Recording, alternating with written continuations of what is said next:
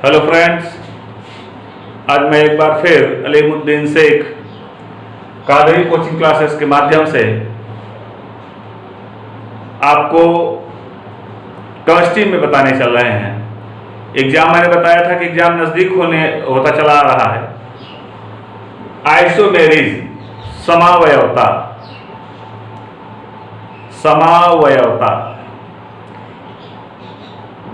Just like as, अपने ही प्रकार के एक यौगिक बना लेना, लेकिन उसमें डिफरेंस होगा। किसका? उनके मॉलिक्यूलर स्ट्रक्चर तो सेम होंगे, आणविक संरचना तो समान होगी, लेकिन उनके भौतिक और रासायनिक गुणों में भिन्नता होगी। इसको हम बोलेंगे जो दो यौगिक बने और दोनों में भिन्नता हो गई, तो इसको कहेंगे दोनों एक दूसरे के आइसोमर हैं। ये दोनों एक दूसरे के आइसोमर हैं और जिस कैरेक्टर के थ्रू इनकी हम स्टडी करेंगे, इनके विषय में बात करेंगे, इनको बोलेंगे, उस कैरेक्टर को बोलेंगे कि ये दैट इज आइसोमराइजेशन। क्या है ये? आइसोमराइजेशन है। तो मैं फिर एक बार आपको एनसीईआरटी की बुक से, डॉक्टर के एन शर्मा की बुक से और सबसे मशहूर रसायन विज्ञान के लेखक एल जॉर्डन की केमिस्ट्री से मैं बता रहा हूं आपको। एल जॉर्डन की केमिस्ट्री में जो टॉपिक दिए गए हैं आइसोमर के, जो एग्जाम्पल दिए गए आइसोमर के, उससे मैक्सिमम 80% क्वेश्चन, केमिस्ट्री का 80% क्वेश्चन वो आपके नीट के एग्जाम में आता है, आईआईटी के एग्जाम में आता है, जेईई के एग्जाम में आता है। तो आज मैं उसी केमिस्ट्री को बता रहा हूं आपको। डॉक्टर एल जॉर्डन की केमिस्ट्री से मैं आपको बता रहा हूं। आप लोग, एक बार फिर मैं बता रहा हूं कि Qadri coaching classes, Alimuddin Sheikh, myself Alimuddin Sheikh, और मेरा चैनल है कादरी कोचिंग क्लासेस। और चैनल को जो आप सब्सक्राइब करेंगे तो वहां पर देखेंगे, वहां लिखा रहेगा अलीमुद्दीन शेख कादरी। तो अलीमुद्दीन शेख कादरी के चैनल को आप सब्सक्राइब जरूर करेंगे, क्योंकि अब जो टॉपिक चल रहे हैं रेगुलर इंपॉर्टेंट टॉपिक चलेंगे। इसके अलावा और कोई टॉपिक हमारे पास अब नहीं बचा है, शेष समय नहीं है बचा है, हम कोई एक्स्ट्रा टॉपिक पर डिस्कस कर सकें। तो my dear friends, today I have discussed a new point, new lesson, new topic. Our topic is isomerism.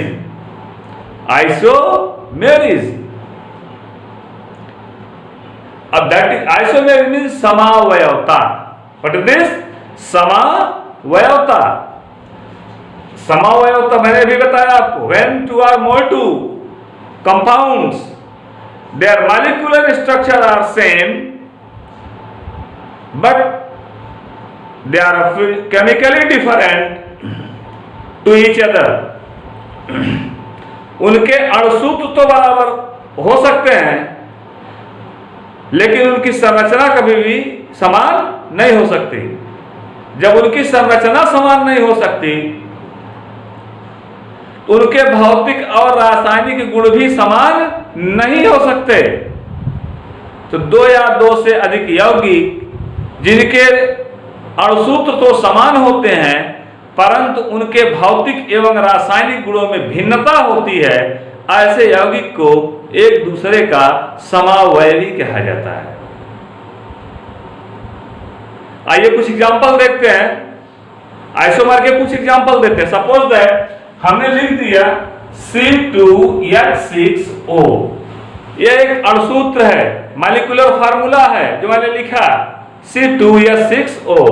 इसको हमने डिवाइड करके देखो C2H5OH, काउंट करके देख लो आप। कार्बन 2 है, हाइड्रोजन 6 है, ऑक्सीजन 1 है। Carbon 2, hydrogen 5 1 6, oxygen 1। Clear?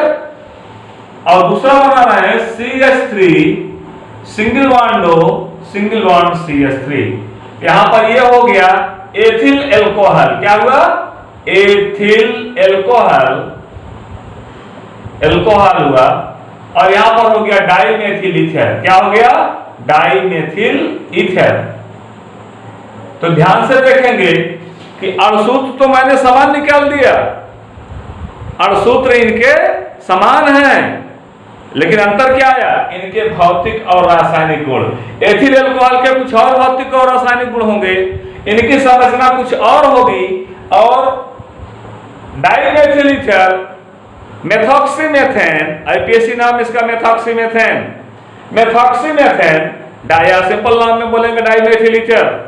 Dimethyl ether इन दोनों के मॉलिक्यूलर फार्मूले तो सेम हैं, बट ये केमिकली डिफरेंट हैं, रासायनिक रूप से एक दूसरे से काफी भिन्न हैं। इनके भौतिक गुण भिन्न हैं, इनके रासायनिक गुण भिन्न हैं, इनकी संरचनाएं भी वास्तव में भिन्न होती हैं।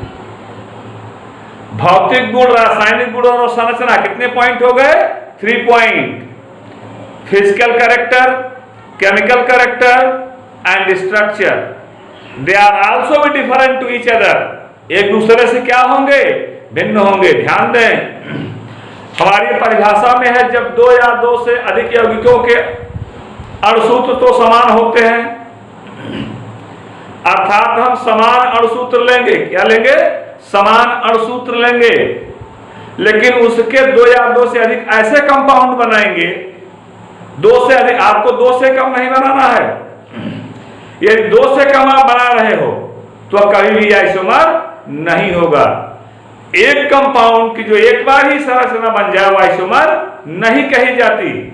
आइसोमर कहने के लिए आपको कम से कम उसकी संरचना को 2 बनाना है, अधिक से अधिक आप चाहे जितना बना सकते हैं, सबके फार्मूले हैं। हम इस लंबे टॉपिक में आपको टोटल पॉइंट बताएं, क्योंकि ये IIT नीट के एग्जाम के लिए, जेई मेंस के लिए, जेई के लिए ये बहुत ही इंपॉर्टेंट है, इंटरमीडिएट के कोर्स के लिए भी बहुत ही ज्यादा इंपॉर्टेंट है। तो मैं इसमें जितने टॉपिक हैं सारे टॉपिक को क्लियर कर देना चाहता हूं टॉप टू बॉटम, कि आप लोग इसमें हर पॉइंट को सीख लीजिए, जान लीजिए, और ज्यादा से ज्यादा आप लोग हमारे इस चैनल को शेयर करिए, क्योंकि जो टॉपिक, जो पॉइंट मैं बता रहा हूं आपको जल्दी किसी बुक में नहीं मिलेगा सिवाय A.L. जॉर्डन की बुक के। A.L. जॉर्डन की बुक में आपको मिलेगा जहां से मैं बता रहा हूं। तो देखते रहिएगा। आप फिर आपको एक बार ले चलते हैं Qadri coaching classes, myself Halimuddin Sheikh. मैंने बोला अभी आपको कि जब 2 या 2 से अधिक यौगिकों के अणुसूत्र तो समान होते हैं, परंतु उनके भौतिक गुण, रासायनिक गुण एवं संरचनाएं एक दूसरे से पूर्णतया भिन्न होती हैं। Completely differ to each other, completely differ to each other, पूर्णतया एक दूसरे से भिन्न होते हैं। तो उसको हम बोलते हैं कि आइसोमर हो गया। और उस प्रक्रिया को जिसके तहत ये भिन्न हुए उसको मैंने कहा कि दैट इज कॉल्ड आइसोमेराइजेशन। क्या बोला? उसको मैंने कहा कि यह समावयवीकरण है। क्या है? समावयवीकरण है। ये जैसे एग्जांपल शो किया मैंने C2H6O, यह एक मॉलिक्यूलर फार्मूला है। क्या है? एक मॉलिक्यूलर फार्मूला है, अणुसूत्र है।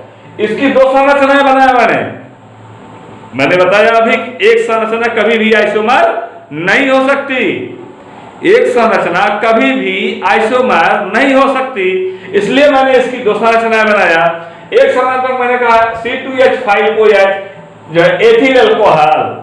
अब ये एल्कोहलों के गुणों को प्रदर्शित करेगा, एल्कोहलों की संरचनाओं को प्रदर्शित करेगा, एल्कोहलों की गुणों को प्रदर्शित करेगा, हाइड्रोक्सिल समूह की संरचना को प्रदर्शित करेगा। और दूसरा मैंने बताया कि डाइमेथिल ईथर, अब ये ऑक्सी है, मीथर है, ईथर है, तो ऑक्सी ईथर, अब ये ईथर ग्रुप की संरचना को प्रदर्शित कर रहा है।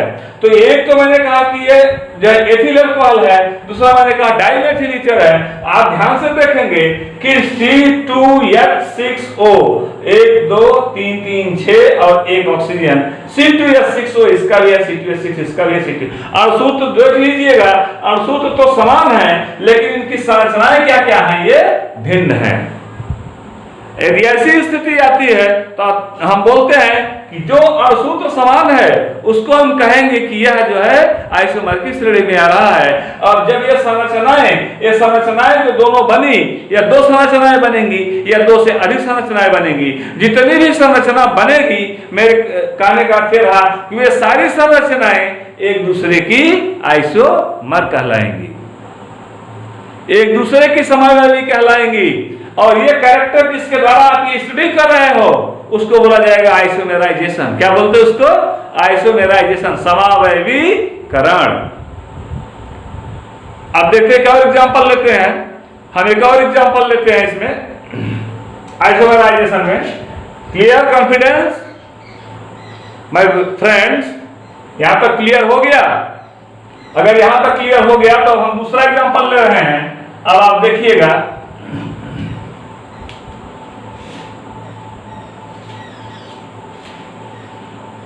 C2H4O2 यह एक अणुसूत्र है। क्या है? अणुसूत्र है। C2H4O2 यह एक अणुसूत्र है। इसको हमने तोड़ दिया CH3COOH, जिसको हमने कहा एसिटिक एसिड। क्या बोला हमने? Acetic acid. एसिटिक एसिड या बेटा इसका नाम रखा जाता है एथेनोइक एसिड। आईपीएसी नाम है एथेनोइक एसिड। Ethanoic acid. तो आप ध्यान से देखेंगे कि जो कार्बन इसमें दो है, हाइड्रोजन 4 314 ऑक्सीजन 2, एथेनोइक एसिड हो गया। क्या हो गया? एथेनोइक एसिड हो गया। दूसरा देखिएगा CH3COOH, सॉरी दूसरा है फार्ड। पहला मैंने बताया कि एस्टिक एसिड हो गया, दूसरा एस्टिक एसिड ना होकर के यह जो होता है मेथिल फॉर्मेट होता है।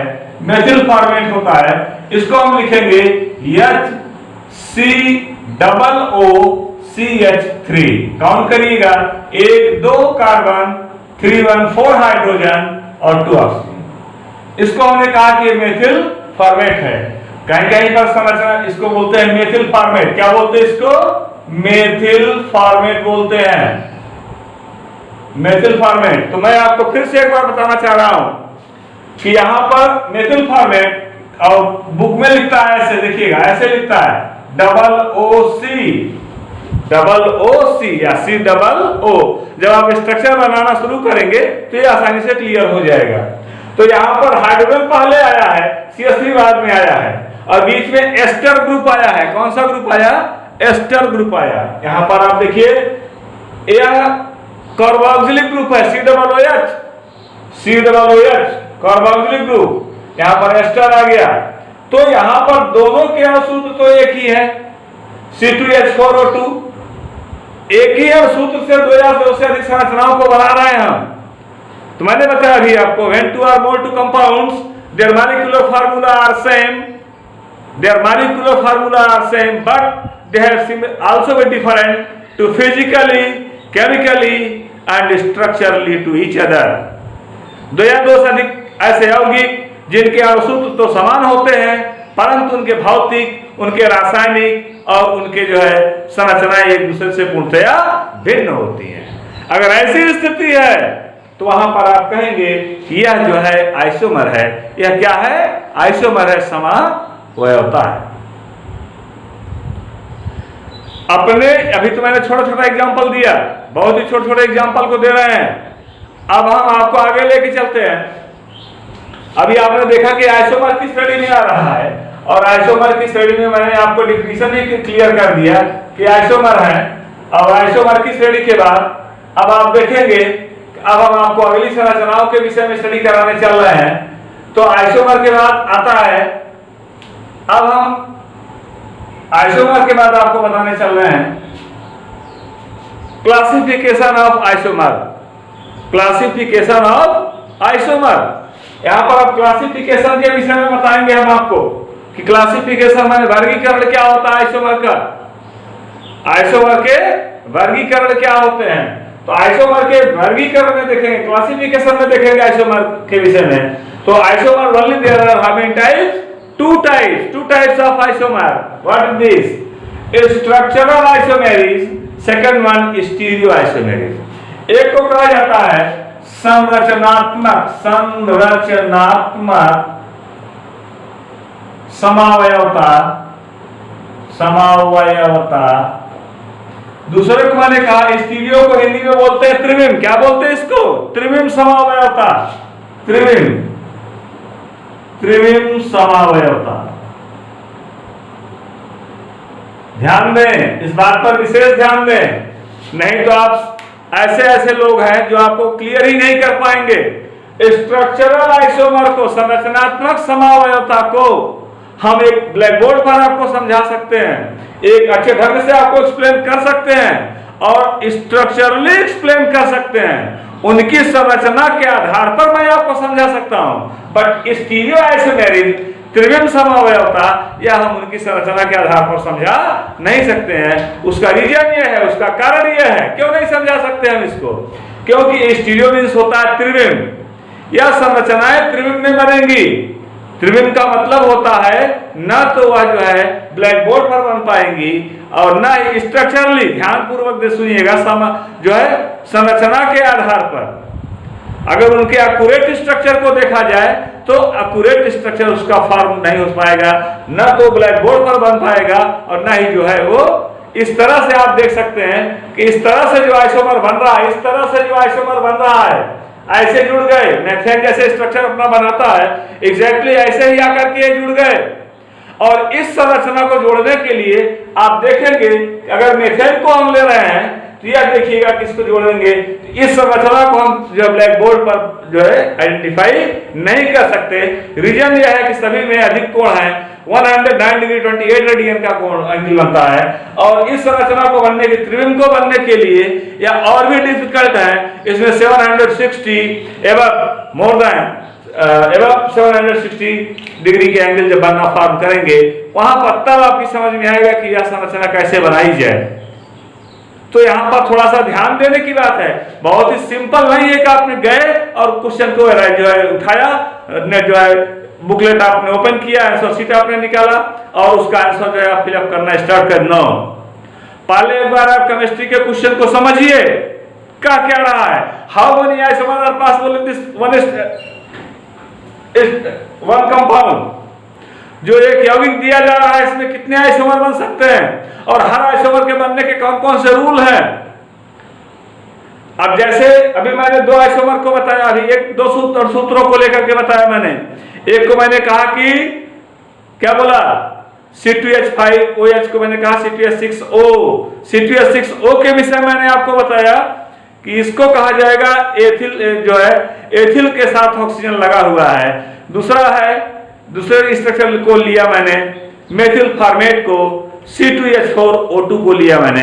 तो इन दोनों संरचनाओं को लेकर के हमने आइडेंटिफाई किया, हमने आपको स्पष्ट किया, हमने आपको स्पष्ट बताया कि ये दो संरचनाएं ऐसी, दो अणुसूत्र ऐसे हैं कि जिनकी दोनों संरचनाएं तो बन रही हैं, परंतु ये दोनों संरचनाएं वह जो है एक ही अणुसूत्र का पालन कर रही है। लेकिन अंतर क्या है? अंतर यह है कि न तो उनका भौतिक गुण समान है, न तो उनका रासायनिक गुण समान है, और न तो उनकी संरचना ही समान है। अणुसूत्र तो समान है, लेकिन भौतिक गुण, रासायनिक गुण और संरचनाएं समान नहीं है। तो इस प्रकार से हमने कहा कि यह जो क्या है, यह एक दूसरे के आइसोमर है। जितनी संरचनाएं बनती चली जाएंगी, सारी की सारी संरचनाएं वे एक दूसरे की आइसोमर कहलाएंगी, समावयवी कहलाएंगी। अब आप देखेंगे आइसोमर कहने के बाद हमने डिवाइड कर दिया आइसोमर को। They are divided into how many parts? 2 parts. How many parts? 2 parts. My dear friends, you have also will learn it, because of these topics are very important for you in a class 12 or other entrance examination. Class 12 के लिए या इससे बड़े प्रतियोगी परीक्षाओं के लिए यह टॉपिक बहुत ही ज्यादा इंपॉर्टेंट है। आप इसको पूरी तरह से लर्न कर लेंगे, पूरी तरह से पढ़ लेंगे, समझ लेंगे। तो मैंने आपको बताया, अभी आपको सिर्फ यहाँ पर जो है स्ट्रक्चरल आइसोमर में मैंने आपको बताया कि ये कैसे होते हैं। अब आप देखिए classification of isomerism. Classification of isomerism. अब क्लासिफिकेशन ऑफ आइसोमेरिज के विषय में अगर यहाँ पर हम आपको बता रहे हैं, क्लासिफिकेशन ऑफ आइसोमेरिज के विषय में बता रहे हैं, only it's divided into how many parts? 2 parts. कितने भाग में बटे? 2 भागों में बटे। तो अगर 2 भाग में बट रहे हैं, कौन कौन से 2 भाग हैं? एक को मैंने बोला स्ट्रक्चरल आइसोमेरिज। क्या बोला? स्ट्रक्चरल आइसोमेरिज, संरचनात्मक समावयवता। दूसरा को मैंने कहा स्टीरियो आइसोमेरिज, त्रिविम समावयवता। संरचनात्मक समावयवता जो अपनी संरचना में भिन्नता होने के कारण दिखाई दे। एक विशेष प्रकार की ऐसी समावयवता जिनके अणुसूत्र तो समान हो, परंतु उनके भौतिक और रासायनिक गुण भिन्न हो, उनकी संरचनाएं भिन्न हो। तो ध्यान दें, सारे पॉइंट्स, सारी डिफिनेशन वही चलेगी। तो संरचनाएं क्या होगी? इसमें भिन्न भिन्न होंगी। अणुसूत्र समान होंगे, संरचनाएं पूरी तरह से भिन्न होती चली जाएंगी। स्टीरियो आइसोमेरिज, जिसमें आपने देखा कि मैंने यहां पर दिखाया कि जो स्ट्रक्चरल आइसोमेरिज्म है, structural isomerism, they are divided into how many parts? 5 parts. How many parts? 5 parts. इनको 5 भागों में हमने बांट दिया। कितने भागों में बांट दिया? 5 भागों में मैंने बांट दिया। Chain isomer, position isomer, functional isomerism, metamerism and at last tautomerism. Chain isomerism, श्रृंखला समावयवता। पोजीशन आइसोमेरिज, स्थान समावयवता। फंक्शनल आइसोमेरिज, क्रियात्मक समावयवता। मेटामेरिज, मध्यावयवता। टाटोमेरिज, चलावयवता। इतने भाग हो गए जो मैंने भी आपको बताया, इतने भाग हो गए। यह संरचनात्मक समावयवता के। दूसरा आता है स्टीरियो आइसोमेरिज। स्टीरियो आइसोमेरिज को हमने डिवाइड किया कितने भाग में? There are only divided into how many parts? 2 parts. Only हमने 2 भागों में इसको विभाजित किया। एक को हमने कहा ज्योमेट्रिकल आइसोमेरिज, ज्यामितीय समावयवता, और दूसरा का हमने ऑप्टिकल आइसोमेरिज, प्रकाशिक समावयवता। ज्यामितीय समावयवता, फिर से सुनिएगा, स्टीरियो आइसोमेरिज को हमने 2 पार्ट में डिवाइड किया। एक को कहा हमने ज्योमेट्रिकल आइसोमेरिज। स्टीरियो आइसोमेरिज के कितने पार्ट हुए? 2 पार्ट। कौन कौन? ज्योमेट्रिकल आइसोमेरिज और दूसरा हुआ स्टीरियो आइसोमेरिज। ज्योमेट्रिकल त्रिविम समावयवता के 2 भाग हुए। एक को मैंने कहा ज्यामितीय समावयवता, दूसरे को मैंने कहा प्रकाशिक समावयवता। एक को ज्योमेट्रिकल आइसोमर बोला हमने और दूसरे को क्या बोला? प्रकाशिक समावयवता बोला हमने। अब जो हमने ज्योमेट्रिकल आइसोमर बोला है, ज्यामितीय समावयवता बोला है, तो जो यौगिक रहेगा उसकी जो अणुसंरचनाएं बनेगी, उसके जितने भी सूत्र बनेंगे, सब ज्यामितीय रूप से एक दूसरे से भिन्न होंगे। जितनी संरचना बनेगी, सारी की सारी संरचना ज्यामितीय रूप से एक दूसरे से भिन्न होगी। जैसे इसके जो भिन्नात्मक फॉर्म होते हैं, उनको 2 रूपों में हमने डिवाइड कर दिया है। एक को हमने कहा सिस फॉर्म, दूसरे को हमने कहा ट्रांसफॉर्म। एक को हमने कहा सिस फॉर्म, दूसरे को हमने कहा ट्रांसफॉर्म। सिस फॉर्म को कहा जाता है समपक्ष, ट्रांसफॉर्म को कहा जाता है विपक्ष। प्रकाशिक समावयवता को हमने 3 भागों में बांटा। How many parts are divided in optical isomerism? How many parts are divided in optical isomerism? How many part है? There are 3 parts. What is this? Optical isomerism को डिवाइड किया D form, L form and DL form. D form dextrorotatory form, L form levorotatory form, DL form dextro and levo both. Dextro levo rotatory form. फिर से सुनिएगा, D form डेक्सोरोटेटरी, इसी को बाद writer ने plus form करके लिखा है, तो डी फॉर्म करके लिखा है, प्लस फॉर्म करके लिखा है, दक्षिण ध्रुवण घूर्णक करके लिखा है। एल फॉर्म को माइनस फॉर्म भी लिखा जाता है, वाम ध्रुवण घूर्णक भी लिखा जाता है। एंटी क्लॉकवाइज मूवमेंट इसमें होता है, इसमें क्लॉकवाइज मूवमेंट, इसमें anti clockwise movement. DL form में हाफ साइड क्लॉकवाइज मूवमेंट करेगी और half side anti clockwise movement करेगी। इस तरह से ये दोनों साइड अपनी अलग अलग मूवमेंट करती हैं। तो यहां पर आपने देखा कि एक को डी फॉर्म बोला गया, एक को एल फॉर्म बोला गया, एक को डीएल फॉर्म बोला गया। इस तरह से हमने इसके 3 गुणों को विभेदित किया इसमें कि डी फॉर्म, एल फॉर्म है, डी एल फॉर्म। तो फिर से दोस्तों मैं आपको एक बार बता दूं कि अपने इस कौदरी कोचिंग क्लासेस के माध्यम से जो है मैं जो स्पीच दे रहा हूं, माई सेल्फ अलीमुद्दीन शेख, और मैं अपने जो है अपने भी नॉलेज से मैंने अपनी भी बुक से कुछ टॉपिक्स दिए हैं, इसमें अपने बुक से अपने पॉइंट से कुछ निकाला है हमने। हम आपको वो भी बताएंगे जो जो टॉपिक मैंने खुद इसमें ऐड किए हैं वो कौन कौन से टॉपिक है जिसको मैंने ऐड किया है, और वह कौन सा टॉपिक है जिसको मैंने फॉरेन राइटर एल जॉर्डन की बुक से मैंने लिया है। तो ये जो 2 टॉपिक मैंने लिया है उनको कहां तक आपको हम समझा सकते हैं और कहां तक आप ज्यादा से ज्यादा स्कोरिंग कर सकते हैं, लिमिट टाइम ऑफ इंटरवल में, एक कम समय अंतराल में आप ज्यादा से ज्यादा स्कोरिंग कैसे करेंगे, उस विषय में हम आपको बताना चाहेंगे। फिर से आप एक बार जो है इसको जो है देख लीजिए कि यह मैंने इसका क्लासिफिकेशन किया, यह मैंने इसका वर्गीकरण किया, और वर्गीकरण की दृष्टि से देखिएगा, एक को संरचनात्मक समावयवता को हमने 5 भागों में बांट दिया, 5 पार्ट में डिवाइड कर दिया। Chain isomerism, position isomerism, functional isomerism, metamerism and टाटोमेरिज।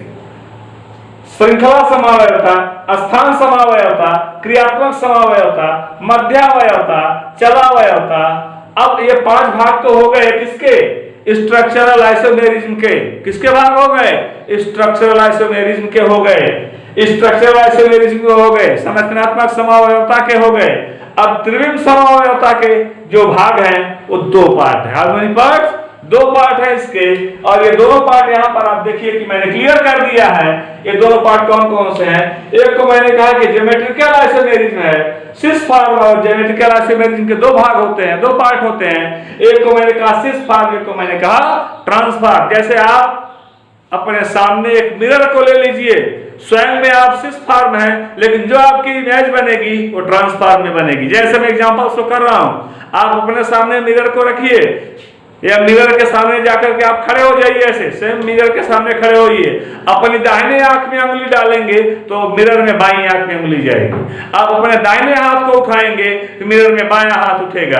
आप अपनी दाहिनी साइड में देखेंगे, मिरर में बाईं साइड में दिखाई देगा। तो इस साइड से ये दोनों एक दूसरे से क्या होते हैं? ये भिन्न होते हैं। जो स्वयं में है, जो आप खुद में है, उसको कहा गया सिस फॉर्म है। जो एक क्रियाकलाप जो भिन्न हो रहे हैं, आपके अपोजिट हो रहे हैं, उनको आपने कहा कि ये ट्रांसफॉर्म है। फिर देखिएगा, प्रकाशिक समावयवता को हमने 3 भागों में बांट दिया है। How many parts? 3 parts, D form, L form और DL form. Dextrorotatory form, levorotatory form and dextrolevorotatory form. दक्षिण ध्रुव घूर्णक, वाम ध्रुव घूर्णक, दक्षिण वाम ध्रुव घूर्णक, दक्षिण ध्रुव घूर्णक, वाम ध्रुव घूर्णक, दक्षिण वाम ध्रुव घूर्णक। इस प्रकार से हमने किया डीएल फॉर्म को। और डीएल फॉर्म को हम कॉमन लैंग्वेज में कहते हैं, that is called racemic mixture. What is this? Racemic mixture. What are racemic mixture? Simple, very simple. क्या है racemic mixture? In those categories of compound, their half form is also belongs to the dexoform and half other form is belongs to the लिवोफॉर्म। आधा तो डेक्सो में आएगा और आधा किस में आएगा? लिवो में आएगा। फिर डेक्सो और लिवो दोनों को हम काउंट करेंगे, दोनों को एक साथ मिलाएंगे। जब दोनों को हम एक साथ मिलाते हैं तो बन जाता है बेटा जो डेक्सोलिवोफॉर्म। क्या बनता है भाई? डेक्सोलिवोफॉर्म। जब डेक्सोलिवोफॉर्म बनेगा, तो जब ये डेक्सोलिवोफॉर्म बन जाएगा तब हम बोलेंगे that is called optical isomer. और उसी डेक्सोलिवोफॉर्म को कहा जाता है, उसी डेक्सोलिवोफॉर्म को कहा जाता है कि यह जो है रेसमिक मिक्सचर है। क्या है? Racemic mixture. What are racemic mixture? In the categories of this types of mixture, there half form is also belong to the D form and other half form belong to the L form, is called DL form, means dextrolevorotatory form. Dextrolevorotatory form, जब मैंने बोला इसको डेक्सोलिवोरोटेटरी form, तो आप समझ गए होंगे कि आधा जो है दक्षिण ध्रुव घूर्णक है, आधा जो है वाम ध्रुव घूर्णक है। एक दक्षिण ध्रुव घूर्णक और एक वाम ध्रुव घूर्णक, दोनों ध्रुव घूर्णक जब मिल करके एक अस्थायी संरचना को देते हैं, एक अस्थायी संरचना को देते हैं, तब बोलते हैं कि यह जो है यह रेसमिक मिक्सचर है। क्या है? रेसमिक मिक्सचर है। Any confusion? अगर आपको कंफ्यूजन हो तो आप लोग मेरे व्हाट्सएप नंबर पर आसानी से कांटेक्ट करके अपने क्वेश्चन को आप लोग एराइज कर सकते हो, पूछ सकते हो, समझ सकते हो। और मैंने अपना कॉन्टैक्ट नंबर ऑलरेडी आपको बता ही दिया, 9919529090, अलीमुद्दीन शेख क्वादरी। इस तरह से अब हम आपको आगे बताएंगे। अब आप फिर से देखिएगा, अब हम एक एक आइसोमर को क्लियर करेंगे। मैं समझता हूं कि आपकी समझ में क्लासिफिकेशन आ गया होगा। जो मैंने वर्गीकरण किया है, ये वर्गीकरण आपकी समझ में आ गया होगा, ये क्लासिफिकेशन आ गया होगा। अब इस क्लासिफिकेशन को हम फिर से एक एक करके एक्सप्लेन करना स्टार्ट करते हैं। सबसे पहला एक्सप्लेनेशन हम लेके चलते हैं चेन आइसोमर। ध्यान से नोट कर लीजिए, पहले इसको नोट कर लीजिए, इसके बाद फिर हम आपको आगे लेके चलते हैं। ध्यान से इसको नोट कर लीजिए आप लोग। नोट करने के बाद फिर से हम आगे लेके चलते हैं, आपको आगे फिर बताते हैं कि यहाँ पर हम आपको chain isomer, position isomer, functional isomer, metamer, tautomer और स्टीरियो आइसोमेरिज्म को दो पार्ट को डिवाइड किया मैंने, ज्योमेट्रिकल आइसोमेरिज और ऑप्टिकल आइसोमेरिज। ज्यामितीय समवायता को दो भाग में बांट दिया हमने, सिस फॉर्म और ट्रांसफॉर्म, और प्रकाशित समवायता को दो भाग में हमने बांट दिया, तीन भाग में बांट दिया हमने, D form, L form, DL form, plus form, minus form, plus minus form. क्या बताया मैंने? Plus form, minus form, plus minus form, या दक्षिण ध्रुव घूर्णक, वाम ध्रुव घूर्णक, दक्षिण वाम ध्रुव घूर्णक। नोट कर लीजिए और अपना अगला टॉपिक स्टार्ट करने चल रहे हैं, chain isomer. Firstly noted down it, then we have again move to the another point, that's only more entry, sorry, chain isomerism. Can I remove it? Okay, I remove it, and we are discussing again chain isomer. What is the chain isomerism?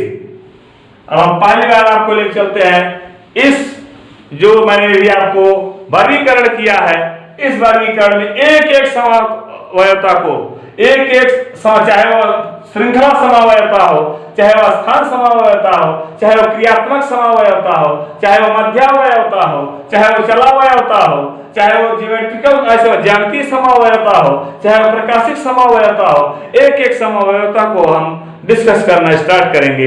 तो मेरा आपसे निवेदन है कि आप लोग मेरे एक एक टॉपिक को देखते चलिएगा, एक एक टॉपिक को समझते चलिएगा। अगर आपको कहीं फील हो रहा हो नहीं ये मेरा टॉपिक मिस्टेक है या मेरी समझ में नहीं आ रहा है, तो आपकी समझ में नहीं आ रहा है तो आप मुझसे मेरे व्हाट्सएप नंबर पर जरूर कांटेक्ट करिएगा। मैं आपको क्लियर करके बुक से दे करके मैं आपको बताऊंगा, और बुक के नाम को बताऊंगा। किसी डॉक्टर के शर्मा की बुक में दिखा सकता हूं आपको, मैं उनकी बुक में दिखाऊंगा, एक मंगलिक की बुक में दिखाऊंगा मैं आपको। तो इस तरह से कई बुक्स हैं, और जो मेरी फेवरेट बुक है डॉक्टर एल जॉर्डन की बुक, मैं एल जॉर्डन की बुक में भी आपको दिखाऊंगा, और उसके स्क्रीन को जो है लेकर के मैं आपको उसका आंसर भेजूंगा। देखिए एल जॉर्डन ने अपनी बुक में ये पॉइंट दिया है जिसको मैंने एक्सप्लेन किया है। जो मैं बता रहा हूँ ये डॉक्टर के शर्मा की बुक से बता रहा हूँ, एमपी साहनी की बुक से बता रहा हूँ, और डॉक्टर एल जॉर्डन की बुक से बता रहा हूँ। डॉक्टर के Sharma, doctor MP Sahni, doctor L Jordan, ये तीन हैं, दो इंडियन राइटर हैं, एक फॉरेन राइटर हैं। तो इनकी बुक से लेकर के मैं आपको बता रहा हूँ। आइए देखते हैं, फिर से हम जो है प्रारंभ करते हैं, अपने स्ट्रक्चरल आइसोमर को प्रारंभ करते हैं, संरचनात्मक समावता को बताते हैं। अब हम इसको मिटा रहे हैं और मिटाकर अगली समावता को हम आपको बताने के लिए चल रहे हैं। तो आपका अगला पॉइंट होगा जो है हमारी पहली समावता होगी। पहली समावता को क्या बताया गया? पहली समावता को बताया गया कि श्रृंखला समावयवता। क्या बताया गया? श्रृंखला समावयवता बताया गया। तो मेरे प्यारे भाइयों, आप लोग आसानी पूर्वक पहले श्रृंखला समावयवता होती क्या है, चेन आइसोमर होता क्या है, इसको आप लोग लिख लेंगे। एक ऐसी समावयवता जिसमें कार्बन श्रृंखला की लंबाई में भिन्नता होने के कारण उत्पन्न होती है। एक ऐसी समावयवता, श्रृंखला समावयवता, श्रृंखला समावयवता,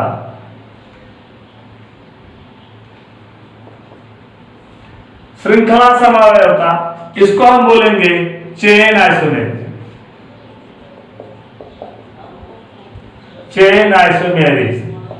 अब आप यहां पर देखेंगे चेन आइसोमेरिज्म में, श्रृंखला समावयवता में चेन आइसोमेरिक में हम करते क्या, आपको कोई न कोई एक अणुसूत्र दिया जाएगा, आपको कोई न कोई एक अणुसूत्र दिया जाएगा, और जो अणुसूत्र आपको दिया जाएगा उसी अणुसूत्र को आपको ब्रेक करना है, तोड़ना है, और तोड़ करके उसमें से जितने कंपाउंड बन सकते हो उतने कंपाउंड बनाइए। लेकिन शर्त मैंने बताया है कि अणुसूत्रों में अणुओं की मात्रा में भिन्नता नहीं होनी चाहिए, अणुओं की मात्रा में भिन्नता नहीं होनी चाहिए। जैसे मैंने कहा एक ही ग्रुप में, एक ही समूह के सदस्यों में पाई जाने वाली समावयवता है, एक ही समूह के सदस्यों में पाई जाने वाली समावयवता है, जिसका नाम मैंने श्रृंखला समावयवता दिया। इस श्रृंखला समावयवता में हम एग्जांपल ले रहे हैं C2H6 ले लिए, सॉरी C5H12 लेते हैं। चलिए C5H12 आपकी समझ में आने के लिए मैंने थोड़ा सा बड़ा एग्जांपल लिया बेटा। अब इसमें देखिए C5H12 लेते हैं मेरे प्यारे मित्रों। इसमें देखो कि जो हमने C5H12 लिया है, आपको आप बताने का, आप आगे की प्रिपरेशन की तैयारी कर रहे हो, या बताने की आवश्यकता नहीं कि इसको पेंटेन बोला जाएगा। और जब इस पेंटेन को हम जो है स्ट्रक्चरली राइट डाउन करेंगे, इसको संरचनात्मक रूप से हम लिखेंगे इस तरह से CH3 CH2 CH2 CH2 CH3। क्या लिखेंगे? CH3 CH2 CH2 CH2 CH3। अब आप देखेंगे यहां पर चाहे इस साइड से काउंट करिए 1 2 3 4 5, चाहे इस साइड से काउंट करिए 1 2 3 4 5, दोनों साइड से किसी भी साइड से अगर आप काउंट करेंगे तो नंबर ऑफ कार्बन मॉलिक्यूल जो मिलेंगे वो 5 कार्बन मॉलिक्यूल मिलेंगे। तो यहाँ पर कार्बन अणुओं की संख्या 5 ही मिलेगी, चाहे दाहिनी साइड से गिने चाहे बाईं साइड से गिने। तो 5 से अधिक कार्बन इसमें नहीं हो सकते, 5 से अधिक कार्बन इसमें नहीं हो सकते। हाइड्रोजनों की संख्या अधिकतम 12 होगी, 12 होगी। काउंट करिए 3 2 5 2 7 2 9 3 12। इसको हमने कहा कि यह n है, n पेंटेन है, 1 2 3 4 5 n पेंटेन। अब आप बता सकते हैं, मैंने अपने पिछले लेक्चर में बताया था कि n क्यों बोला जाता है। n means normal pentane, NORML, ध्यान से सुनिएगा, नॉर्मल पेंटेन, ये नॉर्मल पेंटेन। ये अभी आइसोमर में एक आइसोमर है, ये पहला मैंने बनाया। दूसरा देखिएगा, हमको कार्बन 5 हाइड्रोजन 12, कार्बन 5 हाइड्रोजन 12 ही चाहिए। ध्यान से हमारे एक टॉपिक को सुनिएगा, कार्बन 5 हाइड्रोजन 12 ही चाहिए। उतने को हम लेने के लिए कार्बन की चेन को छोटा और बड़ा करेंगे, कार्बन की चेन को ब्रांचेस में लेके जाएंगे, कार्बन की चेन को हम तोड़ेंगे, उसमें डिस्ट्रीब्यूट करेंगे। ये देखिएगा CH3 CH CH3 CH2 CH3। यहां पर देखिएगा 1 2 3 4 हो गया 2 मेथिल ब्यूटेन, n पेंटेन्स हो गया 2 मेथिल ब्यूटेन। तो एक ये हो गया और ये दूसरा हो गया। तीसरा जरा देखिए ध्यान से, यहां पर मैंने लिखा CH3 single bond C, S3 S3 CH3। अब आप देख सकते हैं इसमें भी कार्बन 5 है, हाइड्रोजन 12 है। देखिए 1 2 3 4 5, कार्बन 5 हो गए, नंबर ऑफ कार्बन कितने हो गए? 5 हो गए।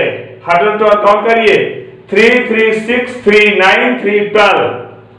Okay, carbon 5 hydrogen 12, carbon 5 hydrogen 12। यहां भी 1 2 3 4 5, कार्बन 5 हाइड्रोजन 12। यहां भी 1 2 3 4 5, कार्बन 5 हाइड्रोजन 12। तो अणुसूत्र सभी के समान है, अणुसूत्र सभी के समान है। इसका भी अणुसूत्र वही है, इसका भी अणुसूत्र वही है, इसका भी अणुसूत्र वही है। अणुसूत्र तीनों के समान है, लेकिन उनकी संरचनाओं में भिन्नता है। एक को मैंने कहा कि n पेंटेन है, दूसरे को मैंने कहा कि ये जो है यह जो है आइसोब्यूटेन है, आइसोपेंटेन है।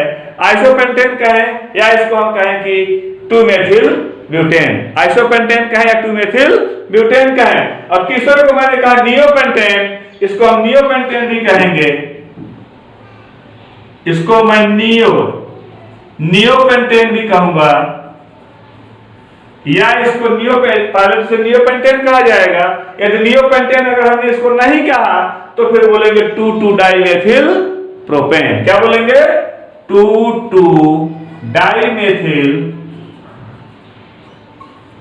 2,2-डाइमेथिल propane. My dear friends, this is very simple. एक और सूत्र मिला आपकी, मैंने बताया कि यही विशेषता होनी चाहिए। आप उसे एक ही गुण में, आप उसे एक ही जो है फंक्शनल ग्रुप में, एक ही क्रियात्मक ग्रुप में आप उसे अस्थायी करेंगे। एक ही क्रियात्मक ग्रुप में आप उसे जो है आसानी पूर्वक उसे आप अप्लाई करेंगे, लगाएंगे उसको एक ही क्रियात्मक ग्रुप में। इसको एक ही क्रियात्मक ग्रुप में लिया गया, ये नहीं किया मैंने कि एक एन में लिया, दूसरा आइन में लिया, तीसरा जो है आल में लिया, ऐसा कुछ नहीं है। एन में बनेगा तो एन में ही बनेगा, इन में बनेगा तो इन में ही बनेगा, आइन में बनेगा तो आइन में ही बनेगा, एल्डिहाइड में बनेगा तो एल्डिहाइड में ही बनेगा, कीटोन में बनेगा तो कीटोन में ही बनेगा, एस्टर में बनेगा तो एस्टर में ही बनेगा, कार्बोक्सिलिक में बनेगा तो कार्बोक्सिलिक में ही बनेगा। चाहे जिस ग्रुप में बने, चाहे जिस ग्रुप में बने, लेकिन ग्रुप को एक बार जिस ग्रुप में आपने बना दिया, अगला एग्जाम्पल भी उसी ग्रुप का होना चाहिए। ऐसा नहीं है कि एक बार एक एग्जाम्पल आपने एक ग्रुप का बनाया, उसके बाद अगला एग्जाम्पल आप अगले ग्रुप का बनाइए, फिर अगला एग्जाम्पल आप अगले ग्रुप का बनाइए, फिर अगला एग्जाम्पल आप, तो इससे ये जो है फंक्शनल आइसोमर हो जाएगा, एक जो है क्रियात्मक समरूपता हो जाएगी, चेन आइसोमर नहीं रह जाएगा। तो चेन आइसोमर के लिए सबसे पहले मैंने बताया चेन कितनी ही बड़ी क्यों ना हो। जैसे एक दूसरा एग्जाम्पल देखिए,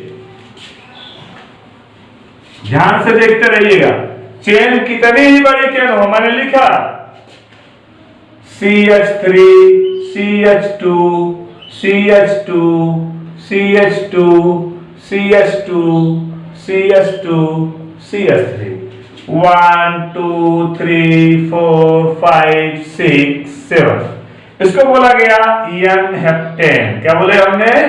n heptane, heptane, n heptane. n को बोला गया नॉर्मल, क्या बोला गया? Normal heptane.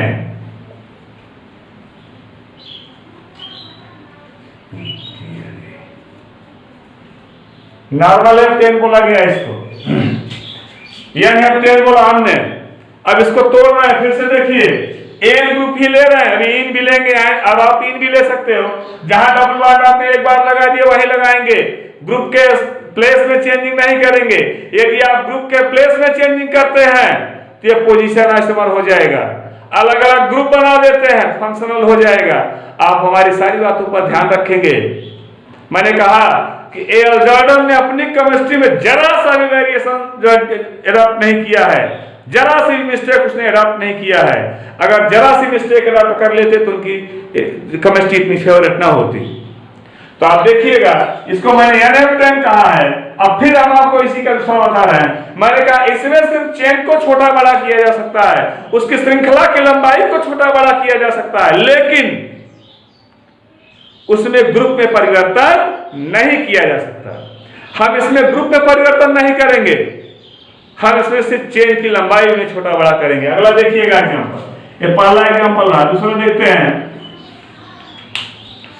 दूसरा एग्जांपल देखिएगा, हमने लिखा CH3 CH CH3 CH2 CH2 CH2 CH3, तो 1 2 3 4 5 6 7 हो गया।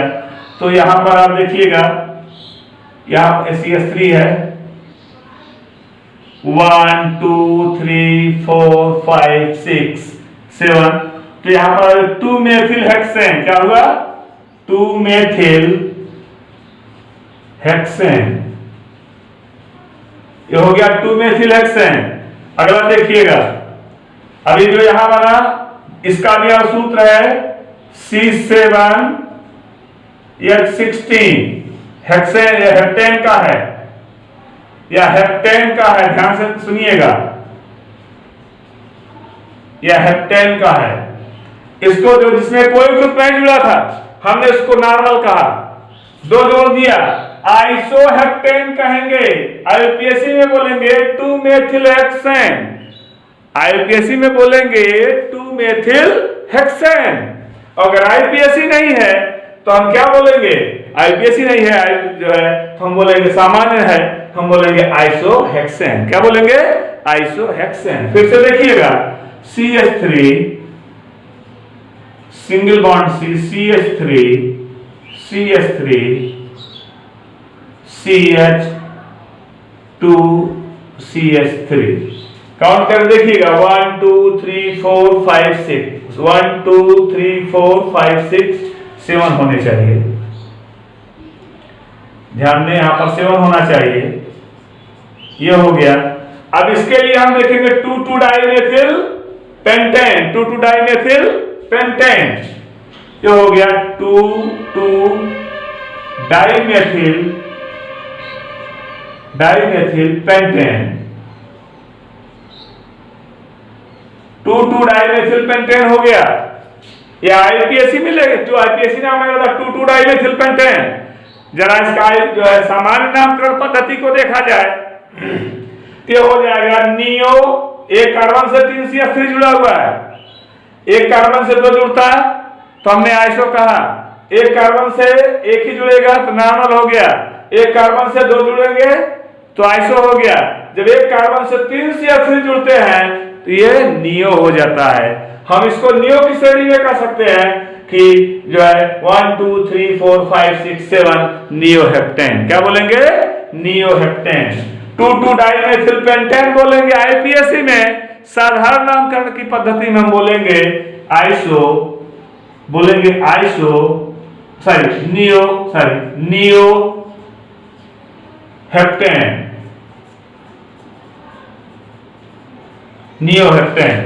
तो मेरे माय डियर फ्रेंड्स, मेरे प्यारे मित्रों, यह मैंने श्रृंखला समावयवता के विषय में आपको बताया, जिसमें यह समावयवता सिर्फ एक ही वर्ग में पाई जाएगी, एक ही ग्रुप में पाई जाएगी। लेकिन इस ग्रुप में पाए जाने के बाद भी यह समावयवता एक ही ग्रुप में पाई जाएगी, परंतु एक ग्रुप में पाए जाने के बाद भी इनकी संरचना में भिन्नता होती चली जाएगी। अगला आइसोमर हमारा आता है चेन आइसोमर के बाद अगला आइसोमर हमारा आता है पोजीशन आइसोमर, स्थान समावयवता। अब हम आपको इसके विषय में स्थान समावयवता है, यहाँ पर पोजीशन आइसोमर है, स्थान समावयवता है। पोजीशन आइसोमर, पोजीशन आइसोमेरी, स्थान समावयवता,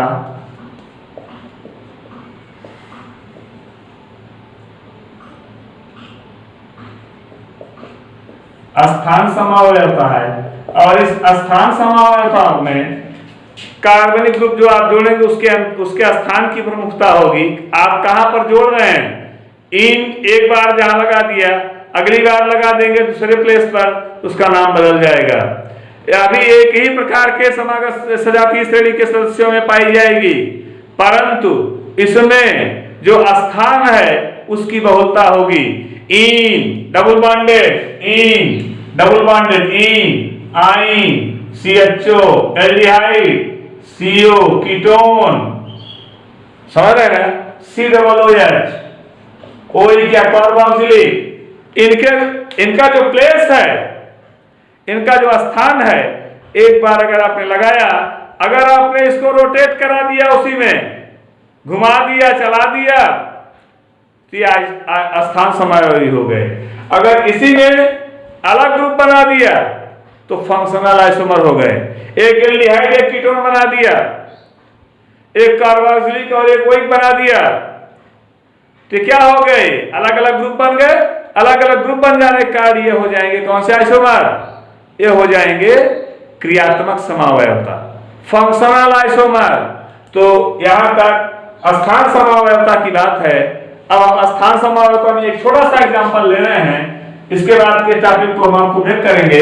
स्थान समावयवता में आप देखिएगा, कादरी कोचिंग क्लासेस के माध्यम से माई सेल्फ अलीमुद्दीन शेख ये जो बोल रहा हूं अब स्थान समवाय होता है, मैंने देखिए CH3 CH2 CH2 CH2 CH3, या हो गया। यहां पर नंबर ऑफ कार्बन काउंट करो 1 2 3 4 5, हो गया C5PH12, ओके C5PH12। यहां पर फिर देखिएगा, यहां पर लिखा हमने CH3 CH2 CH2 CH CH3, 1 2 3 4 5 हो गया। अब यहां पर एक कार्बन को हमने हटाया, यहां से CH3 कर दिया और एक को यहां लेके चला आया, CH3 कर दिया, 1 2 3 4। अब यहां पर देखिए स्थान बदल गया, 1 2 3 4, तो जो भी है इसमें 4 हो गया। 2 मेथिल ब्यूटेन, क्या हो गया 2 मेथिल ब्यूटेन। अब आप देखिए, मैं अंतर समझाना चाह रहा हूं आपको।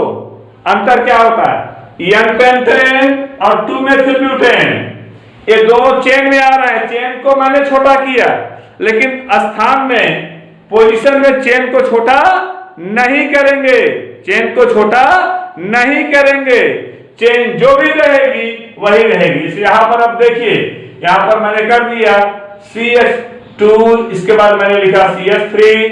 अब यहां पर देखिए, यहां पर मैंने जोड़ दिया CH3 जोड़ दिया, ये हो गया 1 2 1 2 3 4 5। क्या हो गया, ध्यान से काउंट करें, 1 2 3 4 5 हो गया। 3 मेथिल पेंटेन, क्या हो गया 3 मेथिल पेंटेन। ध्यान से देखिएगा, फिर देखिएगा, हमने लिखा CH3 CH2 CH2 CH3,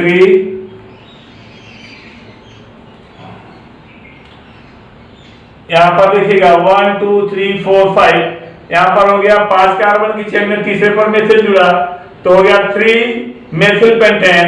1 2 3 4 5, 5 carbon पर यहां पर दूसरे पर मेथिल हमने जोड़ दिया, तो हो गया 1 2 3 4 5 2 मेथिल पेंटेन। तो यहां पर 3 मेथिल पेंटेन 2 मेथिल पेंटेन, 3 और 2 क्या है, 3 और 2 प्लेस है, 3 और 2 क्या है, 3 और 2 प्लेस है बेटा। तो इसमें घबराने की कोई बात नहीं मेरे प्यारे मित्रों। आप लोग मेरे चैनल को देखते रहिए और इसको सब्सक्राइब कर जाइए, शेयर करते जाइए, ज्यादा से ज्यादा शेयर करिए आप लोग। और यहाँ पर आप लोग देखेंगे बहुत ही इजी वे में, बहुत ही साधारण तरीके से डॉक्टर एल जॉर्डन की केमिस्ट्री हम आपके दिलो दिमाग में उतार देंगे। फिर से दूसरी केमिस्ट्री पढ़ने के लिए आपको इच्छा नहीं होगी।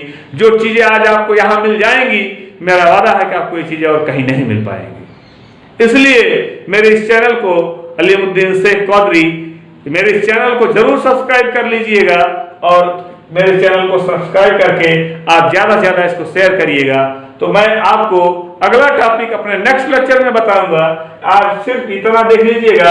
अभी चेन पोजीशन को और ज्यादा क्लियर करेंगे, फंक्शनल ग्रुप को लेकर के क्लियर करेंगे और जो है अन्य पॉइंट्स को लेकर के इसमें क्लियर किया जाएगा। एल्कीन को एल्काइन को लेकर, जैसे hexene 1, hexene 2, hexene 3, hexyne 1, hexyne 2, hexyne 3। जो हेक्साइन है, हेक्सीन है, हेक्स का जो मॉलिक्यूल है, वो हेक्स का मॉलिक्यूल कभी भी ब्रेक डाउन नहीं करेगा, कभी भी टूटेगा नहीं, हेक्स हेक्स ही रहेगा। लेकिन उसमें जो जुड़ने वाला ग्रुप है, एल्कीन है, एल्काइन है, इन है, आइन है, उनकी पोजीशन में भिन्नता होती चली जाएगी। क्लियर? अगर उनके स्थान में भिन्नता होती चली जाएगी, हम इसे आसानी पूर्वक कहेंगे कौन सा आइसोमर हो गया, पोजीशन आइसोमर हो गया, स्थान समता हो गया। क्यों? क्योंकि उसमें स्थानों में भिन्नता होती चली जाती है, उनके स्थान बदलते चले जाते हैं। तो माय डियर फ्रेंड्स, एक बार मैं फिर से आपसे हम्बल रिक्वेस्ट यू, मेरा आपसे विनम्र निवेदन है, आप सभी लोग मेरे चैनल को ज्यादा से ज्यादा सब्सक्राइब करेंगे। अलीमुद्दीन शेख कौदरी, मेरा चैनल है कौदरी कोचिंग क्लासेस। तो आप लोग फिर से देखिए और ज्यादा से ज्यादा इसको शेयर करिए, लाइक करिए, सब्सक्राइब करिए और अपने ज्यादा से ज्यादा मित्रों तक इसको पहुंचाइए, ताकि ये अब मैं जो टॉपिक स्टार्ट किया हूं, या class 12th IIT, NEET, NEET, NEET, JEE mains, इनके लिए जो है, जेई के लिए भी सबसे ज्यादा इंपॉर्टेंट है। तो मैं अपने इस चैनल के माध्यम से आपसे फिर से एक बार कहना चाहता हूं, मेरे इस चैनल को आप ज़्यादा सब्सक्राइब करेंगे या लाइक करेंगे और आपको ज़्यादा से ज़्यादा इसमें से क्वेश्चन मिलेगा। और मेरा वादा है कि इस चैप्टर को खत्म करते करते आपको सारे ग्रुपों की जानकारी हो जाएगी और सारे जो है विभिन्न प्रकार के जो है एग्जाम्पल भी आपको आ जाएंगे। अगर पूछता है इस सूत्र से कितने आइसोमर बनाए जा सकते हैं, तो मैं अपने अगले लेक्चर में आपको फार्मूला बताऊंगा। इस फार्मूले से आप आसानी पूर्वक निकाल सकते हो इस अणुसूत्र से कितने जो है संरचना सूत्र बनाए जा सकते हैं, कितने आइसोमर बनाए जा सकते हैं। Clear? So much thank you dear students, my dear friends, we are also thanking to all of you and once again we have started to learn another topics to next day. Thank you.